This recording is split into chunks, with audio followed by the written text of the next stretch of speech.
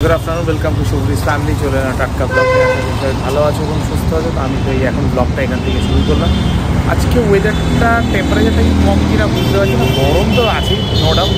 আমি এসেছি একবার সমুদ্রের কাছে, কতগুলো কোরিয়ার করার আছে, কতগুলো জিনিস ফটোগ্রাফি কালকে যেরকম বলছিলাম সেই বোম্বেতে ক্লায়েন্ট চলে গেছে, ফটোগুলো এখান থেকে কোরিয়ার করতে হবে, আপাতত এখানে কোরিয়ার করে দিই। আগের দিন তো আমরা এখানে এসে অনন্যাদির বার্থডেতে বেশ উইশ টুইশ করে সমস্ত কিছু করে চলে গেছি, তো বেশ মজা হয়েছে সেদিনকে। একটা তারপরের দিন রিমার জন্মদিন ছিল, তারপরের দিন না তার দুদিন পরে মনে হয়, দুদিন পরে রিমার জন্মদিন ছিল। সৌম্যদা এই যে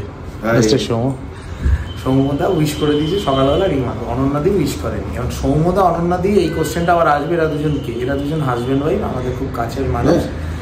কি বলবো, দাদা বৌদি, দাদা বোন ওই অনন্যাদির মতো যাই হোক। তো অনন্যাদি যথারীতি ভুলে গেছে বার্থডে উইশ করতে, তারপর গিয়ে রাত্রিবেলা মনে পড়েছে সেই নিয়ে তারপরে দাঙ্গা। তুমি দাদা বৌদির কাহানিটা। আমি বিয়ে কতদিন হয়েছে ভাই? বিয়ে 4 বছর, 3 বছর। আমার হয়ে গেছে 190 বছর। 190, 200 বছর। সবসময় ইয়ার কি ছাড়া কথা বলতে পারবো না। তো এইবারে কি হয়, 10 বছর পর বা 14 বছর বনবাস জীবন কাটানোর পর দুজনে ভাই বোন হয়ে যায়। তো আমিও বড়দা। খার অনন্যাদি বড়দা। Good evening, welcome back to our new blog. আশা করি তোমরা সবাই খুব ভালো আছো। এই বাচ্চা কাচ্চাগুলো এইভাবে দৌড়ায় না রাস্তা দিয়ে, যাই হোক। আর পেছনে বসে রয়েছে আমাদের বাড়ির সব থেকে ছোট সদস্য সোনাই, তারপরে আমি, তার থেকে বড় সদস্য, তারপরে তার থেকে বড় সদস্য। আমরা 3 জন মিলে কোথায় যাচ্ছি আউটিং। কি আউটিং? জাস্ট এমনি যাচ্ছি, গাড়িতে এসির হাওয়াতে।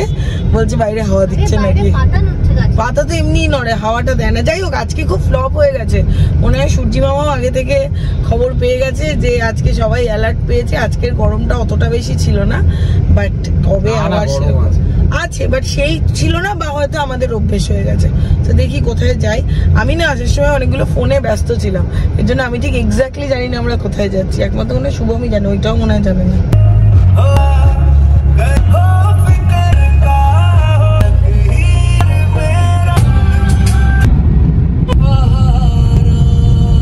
বললো যে কোথায় যাচ্ছি ও জানে না, সব জানে। তুই আমাকে এসে 2-3টে অপশন দিয়েছিস, তারপরে ফাইনালি কোথায় জানি না। এখন কদিন ধরে খুব মালাই টোস্ট খাচ্ছি, দেখতেই পাচ্ছিস। এখন যেটা খাই না ওটা দিয়ে আমরা নেশা করি। এখন তো তোমার ইন্ডিয়ানের ওখানটার থেকে খাচ্ছি, ইন্ডিয়ান যেটা কৈখালিতে। তো তার আগে মাঝে মাঝে যখন এদিকে কাজে আসি, হয় শার্মা থেকে, নাহলে শার্মারটা খুব ভালো করে, মানে বলবন্ত সিং এর পাশে শার্মারটা খুব ভালো করে।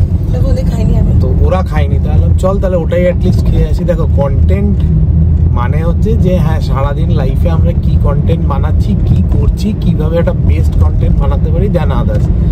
তো এটাও একটা কন্টেন্টের পর্যায়ে পড়ে যে হ্যাঁ, যেগুলো ওরা খায়নি বা যেখানটা আমি ট্রাই করিনি বা যেখানে ওরা ট্রাই করেনি সেগুলো ট্রাই করা উচিত। সেগুলো তোমরা একটা জানতে পারলে ইনফরমেশন। এটাও একটা ব্লগে ইনফরমেশন দিলাম যে শার্মাতে এরকম জায়গায় ভালো মালাই টোস্ট পাওয়া যায়। ব্লগ দেখছে না, বল সবাইকে একটু এসি দেব, আমাদের ব্লগটাকে সবাই দেখবে। ওরকম ভাবে তো হয় না। তো যাই হোক, so this is also a content, যে যেখানটা জানো না কি ভালো খাবার পাওয়া যায় সেই ইনফরমেশনটা ব্লগের মধ্যে যদি আমরা তুলে ধরতে পারি, সেটাও যদি দেখো, তাতেও যদি হ্যাঁ বিশাল কিছু ভিউ হয় না, এটা এমন কিছু ব্যাপার নয় যে মালাই টোস্ট খাচ্ছে এটা আবার দেখার কি আছে, এটা আবার বলার কি আছে। শহরে অনেক জায়গায় পাওয়া যায়, বাট বিশেষ বিশেষ জায়গায় বিশেষ বিশেষ খাবারগুলো পাওয়া যায়, সেই ইনফরমেশন থাকাটাও দরকার। এই যে চলে এসছে মালাই টোস্ট। মালাইটা একটু ওভারলোডেড। হ্যাঁ না, বললো একটু ভালো করে মালাই মেরে দিয়েছি। বাবা একটু দে, একটু বল যে খাবি কিনা তোরা। তুই তো আগেই কামড়াতে শুরু করে খেতে শুরু করে দিলি। এটা একদম মিষ্টি না, ওখানকার মালাইটা একটু মিষ্টি থাকে। হ্যাঁ সেটা ঠিক আছে, তুই কথাটা বলাচ্ছিস কেন? খা, খেয়ে দেখ, যদি ভালো লাগে তাহলে আরেক প্লেট বলবো না, আর আরেক প্লেট বলবো না। সত্যি আমিও ইন্ডিয়ানেরও মালাই টোস্টটা খাই, খুব ভালোবেসে খাই। মালাই টোস্টটা বেসিক্যালি আমার খুব ভালো লাগে। আমি প্রথম খেয়েছিলাম বড়বাজার একটা চায়ের দোকানে। যাই হোক, বাট এই যে শর্মাটা হচ্ছে, এই যে এই শর্মা, এই যে তোমার এলগিন, এদিকে বলবন্ত সিং আর এদিকে শর্মা। মালাই টোস্টটা সুনাম করতে করতে এসে কাঁচ খুলে বললো দাদা মালাই টোস্ট শেষ হয়ে গেছে, আপনি যদি একবারে 3 প্লেট অর্ডার করতেন হয়ে যেত। আমার প্রথমে 2 প্লেট করেছিলাম। বেসিক্যালি ওকে আমার খুব চাপ লাগে, খুব আনসার্টেন একজন মানুষ, মানে কোনটা খাবে, এই আজকে খাবে কালকে বলবে না না ওটা ভালো লাগে না। আর তার সবথেকে বড় কথা, ও বলে কি আমি খাইনি। হ্যাঁ আমায় খাইয়েছিলি, আমি তো খাইনি। কাজী খুব, ওই জন্য আমরা 2 প্লেট দিয়েছিলাম যে আমার থেকে খাবি, ভালো লাগলে 1 প্লেট দেবো। ওর জন্য আমরা পেলাম না। তো আমরা তো এসেছিলাম ওখান থেকে অনন্যাদির সাথে একবার দেখা করবো, একদিন বার্থডের দিন রাত্রিবেলা কথা হয়েছিল, তারপর অনন্যাদি আর দাদার সাথে দেখা করে যাব। এসে দেখি এখানে আরেক কীর্তি। কি কীর্তি? ও মারাত্মক কীর্তি, এখন সেই জন্য থানায় মানে রীতিমতো মারপিট টাইপের হয়ে গেছে। মানে অনন্যাদির দোকানের সামনে একজন গাড়ি রেখেছিল, তো অনন্যাদি বলছিল একটু আগে পিছে করে রাখুন। ভদ্রমহিলা এই দাদাকে ধাক্কা দিয়ে, মানে অনন্যাদির হাজবেন্ড মানে সৌমদাকে ধাক্কা দিয়ে অনন্যাদির হাত মুচকে দিয়ে মানে যাতা করে। যাই হোক, ভিডিওটা করা আছে। এখন আমরা থানায় যাচ্ছি, শুভম এখানে কথা বললো, তারপরে এখন অনন্যাদিকে নিয়ে ওখানে দাদা, অনন্যাদি আর অনন্যাদির মাদার ইন ল রয়েছে, এখানে আমি, সোনাই আর শুভম থানায় যাচ্ছি। তারপর বাকি কথা আমরা এসেছি থানায়, নাগেরবাজার থানায় কমপ্লেনটা হয়ে যায়। সবাই শুভম, অনন্যাদি, সৌমদা এরা তিনজন ঢুকেছে, কাকিমা রয়েছে গাড়িতে, আমি আসলে নাই বাইরে হাঁটাহাঁটি করছি। এটা জাস্ট হয়তো একটা আমাদের জিডি নেবে, তাদেরকে আদৌ ফোন করবেন কিনা সেটাও ঠিক আমাদের জানা নেই।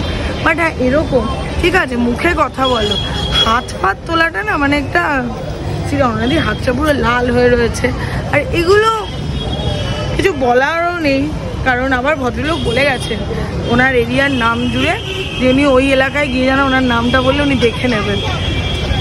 দেখে নেওয়াটা খুব সহজ, গরমে সবার মাথা গরম জানি, বাট মাথাটা ঠান্ডা করে ব্যবহারটা ভালো করলে মনে হয় ভালো হয়। বাড়ি ফিরে এসেছি, বাড়ি ফিরে আসার পর পড়ানো ছিল, এরপর শুভম বেরোলো, চলে আসবে শুভম কিছুক্ষণের মধ্যে, কারণ এখন তো কাজের আর অতটা প্রেশার নেই। যাই হোক, তো ইন্ডামেন্টে মানে আমি আজকে ভাবছিলাম বসে বসে, আমি সন্ধ্যেবেলা বলছিলাম যে না আজকে যাবো না, কালকে যাবো অনন্যাদির কাছে। বললো না, সৌমদের সাথে দুপুরবেলা আমার কথা হয়েছে, বলেছি আমি তোকে নিয়ে বিকেলে যাবো, সোনাই বললো হ্যাঁ চলো। সে আমরা তিনজন গেলাম, ওই মুহূর্তে ওরকম ঘটনাগুলো সব ঘটছিল, মানে আমরা গিয়ে দেখিনি ঘটনাটা, আমরা জাস্ট ওখানে পৌঁছেছি, তার আগেই ঘটনাটা হয়েছে। অনন্যাদি জিডিতে কি লিখবে, লেটার ফেটার লিখে নিয়েছে। তখন আমি শুভমের এই একটা জিনিস দেখেছি, মানুষের যখনই বিপদ হয় না, ও কোনো না কোনো ভাবে সে মানুষটার কাছে গিয়ে পৌঁছয়। মানে I am very much proud wife, যে মানে আমার হাজবেন্ড এইভাবে মানুষের পাশে থাকতে পারে। হয়তো আমি অনেক সময় অনেক কিছু, এটা হয়তো তোমাদের মনে হয় অনেকটা কিছু আমি বেশি বেশি বলে ফেলছি বা ন্যাকামো বা অনেক কিছু, একদমই না। মানে শুভম না থাকলে না অনেক সময় আমাদের অনেক, যেমন আজকে অনন্যাদি আর সৌমদাকে আমার ওই টাইমে খুব সেফ লেগেছে, যে না শুভম আছে, শুভম ঠিক সামলে নেবে। দাদা দিদি নিজে গেলেও হয়তো পারতো, কিন্তু এই টাইমে কি বলতো, পাশে একটা না কাউকে লাগে। এই টাইমে নিজেদের কিছু হলে না মাথা কাজ করে না, তখন যেন মানে আমরা তো ওদের দুজনের মাঝখানে তৃতীয় ব্যক্তি, তখন যেন মনে হয় যে আমাদের মাথা থেকে যে বুদ্ধিটা আসবে বা যেই জিনিসটা আমরা করতে পারবো, ঠিক ভুল জানি না, পাশে থাকাটাই অনেক কিছু, এটা আমার মনে হয়। যাই হোক, এখন আবার অন্যদিকে আমি জিজ্ঞেস করলাম কি গো হাত ঠিক আছে তোমার? দিদির হাতটা মুচকে দিয়েছে ওই ভদ্রমহিলা, পুরো এই জায়গাটা। তো অনন্যাদি বলে আরে দাঁড়া, এখন আবার পুলিশ বললো, পুলিশ আমার বাড়ির ডিরেকশন নিল, পুলিশ আসবে আমার বাড়িতে, ওদের কি কথা আছে, কি কথা আছে পুলিশই জানে। তো তখন ওই ভদ্রলোককে ফোন করাও হয়েছিল, পুলিশ নাম্বারও বার করেছেন, ভদ্রলোকের ফোনটা নট রিচেবল, আর একটা নাম্বার সুইচ অফ। উনিও বুঝতে পেরেছেন যে একটা না একটা স্টেপ তো নেওয়া হবে, তাই জন্যই হয়তো দেখি আর কিছুক্ষণ পর ফোন করে আমি আপডেট দিয়ে তারপরে ঘুমাবো। অনন্যাদি এইমাত্র জাস্ট আমাকে ফোন করলো, ফোন করে বললো রিমা এরম হলো, একদম এসে পুলিশ জামাই আদর করে গেল।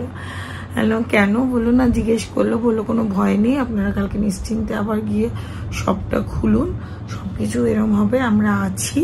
আমরা আজকে ওনাদের খোঁজ খবর নেওয়ার চেষ্টা করেছি ভায়া ফোন, বাট ওনারা রেসপন্ড করেনি। কালকে আমরা ওনাদের বাড়ি যাব, তারপর যা কিছু হবে প্রসেস আপনাদের জানানো হবে, আপনার চিন্তার কিছু নেই। ওনাদের ছেলের কালকে জয়েন্ট এন্ট্রান্স পরীক্ষা, তো দিদি ওটা নিয়ে খুব টেনশন করছিল, ওই মা ওই টেনশনটা নিয়ে নিচ্ছে। এটা আমি বললাম না, ওকেও তুমি বোঝা, বা বাড়িতে একটা বাচ্চা ছেলে পুলিশ এসছে, সেটাতে তো ওরও তো একটা মনে হবে কিছু। সবকিছু কাটিয়ে কাটিয়ে এখন ঠিক আছে। সত্যি কথা, যে কোনো জায়গায় না এখন একটা রেফারেন্সের খুব প্রয়োজন হয়, রেফারেন্স না থাকলে হয়তো প্রসেসটা হয়, বাট প্রসেসটা একটু দেরি হয়, এই যা, আর কিছুই না। তো এইসব তো হলো। আর আমি আজকে মেসেজ চেক করছিলাম, দীপজানি দি তুমি বলেছো যে তোমার এক বান্ধবীর মেয়েকে সে অ্যাডমিশন করাতে চায়, তুমি আমার থেকে আমার ফোন নাম্বার চেয়েছো। দেখো আমি তো ব্লগে ফোন নাম্বার বলতে পারবো না, তোমরা তুমি বা তোমার বন্ধু কেউ মানে আমাকে একটুখানি ইনস্টাগ্রাম বা ফেসবুকে করো, পিং করো, আমি আমার নাম্বার দিয়ে দেবো, দেন কথা হবে অ্যাডমিশনের ব্যাপারে হোক, মানে কোথায় কি করানো যায়, কিভাবে আমি গাইড করতে পারি, কি ও পড়তে চায় সেটা একবারে সেটাও বলে দিলাম। তো দেখলেই তো একটা ব্লগ শুরু হয় একভাবে, শেষ হয় আরেকভাবে, কখন জীবনে কি চলে আসে জানি না। এইভাবেই সবাই সবার পাশে থাকবো, এইভাবেই কিছু সংখ্যক মানুষকে নিয়ে আমি খুব ভালো আছি, সেভাবেই থাকবো আর সেভাবেই থাকতে চাই। আর ঈশ্বর যেন আমাকে শুভমকে এই আশীর্বাদটুকু করে আমরা যেন সারা জীবন মানুষের বিপদে মানুষের পাশে থাকতে পারি। ভালো টাইমে কেউ আমাদের না ডাকুক, আমাদের কিচ্ছু মনে হয় না। আমি এটা অননাদি বা কাউকে উদ্দেশ্য কাউকে নিয়ে বলছি না, বাট মানুষ যখন বিপদে পড়বে না যেন সেই টাইমে থাকি। অননাদির ভালো টাইম, খারাপ টাইম, মাঝারি টাইম, যে কোনো টাইমে আছি, না ডাকলেও যাব সেটা। বাট আমি সত্যি বলছি, খারাপ টাইমে যেন মানুষের পাশে থাকতে পারি। খারাপ টাইমে না সবাই পাশে থাকতে পারে না, আমরা আমাদের খারাপ টাইমটাও তো দেখি, সবাই পারে না। যারা হয়তো কাছ থেকে আমাদের বিপদটাও জানে তারাও খারাপ টাইমে খুব একটা পাশে থাকতে পারে না। বাট এই শক্তিটা ভগবান যেমন শুভমকে দিয়েছে, আমাকেও যেন এই শক্তিটা দেয়, এইভাবে যেন পাশে থাকতে পারে। আমি একটু ভয় পেয়ে যাই শুভমের সেই ভয়টা নিয়ে। যাই হোক, ভালো থেকো, সুস্থ থেকো, ভালো রেখো, সুস্থ রেখো। গুড নাইট, শুভরাত্রি, টাটা।